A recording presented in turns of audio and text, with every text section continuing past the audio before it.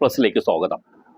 സാക്ഷര കേരളത്തിൽ ഒരു കമ്മ്യൂണിസ്റ്റ് നേതാവിൻ്റെ ഡെഡ് ബോഡി കഴിഞ്ഞ 5 മാസമായി എങ്ങനെ സംസ്കരിക്കണം എന്നുള്ള കാര്യത്തിൽ തീരുമാനമാകാതെ എറണാകുളം മെഡിക്കൽ കോളേജ് മോർച്ചറിയിൽ സൂക്ഷിച്ചു വച്ചിരിക്കുകയാണ്. ആലോചിച്ച് നോക്കുക, നമ്മുടെ നാട്ടിൽ ഒരു നേതാവാകട്ടെ അല്ലെങ്കിൽ മറ്റൊരു വ്യക്തിയാകട്ടെ, ഒരു മനുഷ്യൻ്റെ ഡെഡ് ബോഡി സംസ്കരിക്കുന്നതിന് പോലും മക്കൾ തമ്മിലുള്ള അഭിപ്രായ വ്യത്യാസം കാരണം അനിശ്ചിതമായി നീണ്ടുപോകുന്നു എന്നുള്ളത് എത്ര പരിതാപകരമായ കാര്യമാണ്. അതിൻ്റെ കാരണങ്ങൾ എന്തായാലും ഇതിനകത്ത് പോലും സഹോദരങ്ങൾ തമ്മിൽ യോജിക്കാൻ കഴിയാതെ വരുമ്പോൾ അത് സാധാരണ മനുഷ്യരെ സംബന്ധിച്ചിടത്തോളം അവർ അതിനെക്കുറിച്ച് എന്ത് കരുതും എന്നുള്ളത് പോലും ഈ മക്കൾ ചിന്തിക്കുന്നില്ലല്ലോ എന്നുള്ളതാണ് ഏറ്റവും സങ്കടകരമായ കാര്യം. സെപ്റ്റംബർ 21, കഴിഞ്ഞ വർഷം സെപ്റ്റംബർ 21, 2024 അന്ന് മരണപ്പെട്ടതാണ് എറണാകുളത്തെ സംസ്ഥാനത്തെ തന്നെ എന്ന് പറയാം. എറണാകുളത്തെ പ്രമുഖ മാർക്സിസ്റ്റ് നേതാവായിരുന്നു, സംസ്ഥാനത്തെ പ്രമുഖനായ നേതാവായിരുന്നു ശ്രീ എം ലോറൻസ്. പല പാർട്ടി പദവികളും ഭരണ പദവികളും ഒക്കെ തന്നെ ആർജിച്ചിരുന്ന ഒരു മനുഷ്യനാണ്, ഉണ്ടായിരുന്ന ഒരു മനുഷ്യനാണ്. അദ്ദേഹത്തിൻ്റെ ഡെഡ് ബോഡിക്കാണ് ഈ കഷ്ടം സംഭവിച്ചിരിക്കുന്നത്. അദ്ദേഹത്തിൻ്റെ ഡെഡ് ബോഡി അദ്ദേഹത്തിൻ്റെ ആഗ്രഹപ്രകാരം മെഡിക്കൽ കോളേജിലെ പഠനത്തിനു വേണ്ടി വിട്ടുകൊടുക്കണം എന്നുള്ളതാണ് അദ്ദേഹത്തിൻ്റെ മകനായ സജീവ് പറഞ്ഞതും. അച്ഛൻ, അതായത് പിതാവ് മുമ്പ് തന്നെ എന്നോട് ഇക്കാര്യം പറഞ്ഞിട്ടുണ്ടെന്നും അതനുസരിച്ചുള്ള നടപടികൾ സ്വീകരിക്കണമെന്നും സജീവ് നിലപാടെടുത്തപ്പോൾ ആദ്യം അദ്ദേഹത്തിൻ്റെ മകളുമാരിൽ ഒരാളായ ആശ എതിർക്കുകയും അവർ സ്ട്രോങ് ആയി തന്നെ കോടതിയിൽ എത്തുകയും ചെയ്തു.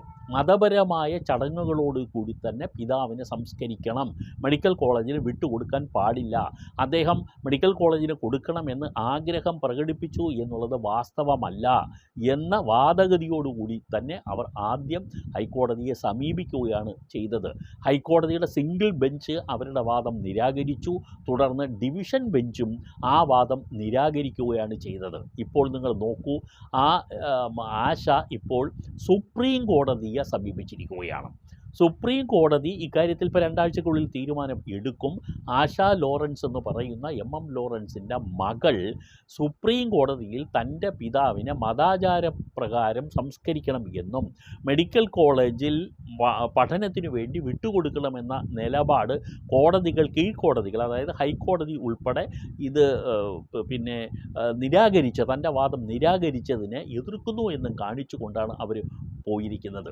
ഇതിനകത്ത് സുപ്രീം കോടതി ഇനി വിധി പറയേണ്ടി വരുന്നു എന്നുള്ളത് നമ്മളെ സംബന്ധിച്ചിടത്തോളം നിയമപരമായി ആയിക്കോട്ടെ, പക്ഷേ ആലോചിച്ച് നോക്കുക, ഏകദേശം 5 മാസത്തോളമായി ഒരു കമ്മ്യൂണിസ്റ്റ് നേതാവിൻ്റെ മൃതദേഹം മോർച്ചറിയിൽ സംസ്കാരം കാത്തു കിടക്കേണ്ടി വരുന്നു. എവിടെ സംസ്കരിക്കണം? എങ്കിൽ മതാചാര പ്രകാരം സംസ്കരിക്കണോ, അതോ മകൻ പറയുന്നത് പിതാവിൻ്റെ ആഗ്രഹം മെഡിക്കൽ കോളേജിൽ പഠനത്തിന് വേണ്ടി ഡെഡ് ബോഡി കൊടുക്കണമോ എന്നുള്ളതിനെ സംബന്ധിച്ചിട്ടുള്ള തർക്കത്തിന് അവസാനമാവും. കാരണം അവസാനത്തെ കോടതി എന്ന് പറയുന്നത് സുപ്രീം കോടതിയാണ് അപ്പക്സ് തലത്തിൽ.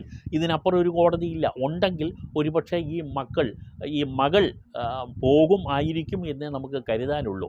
അവർക്ക് അവരുടെ നിലപാടുകൾ ഉണ്ടായിരിക്കാം. പക്ഷേ പലപ്പോഴും ഹൈക്കോടതി തന്നെ സമവായത്തിനു വേണ്ടിയുള്ള ചില നീക്കങ്ങൾ നടത്തി നോക്കി, അതെല്ലാം പരാജയപ്പെട്ടു. നിലപാടുകളിൽ ഈ 2 ഗ്രൂപ്പും, ഒരു മകനും 2 മകളുമാരും നിൽക്കുന്നു എന്നുള്ളതാണ്. നിലപാടുകളിൽ മാറ്റമില്ലാതെ അവർ തുടരുന്നു എന്നുള്ളതാണ് നമ്മളെയൊക്കെ സങ്കടപ്പെടുത്തുന്ന കാര്യം.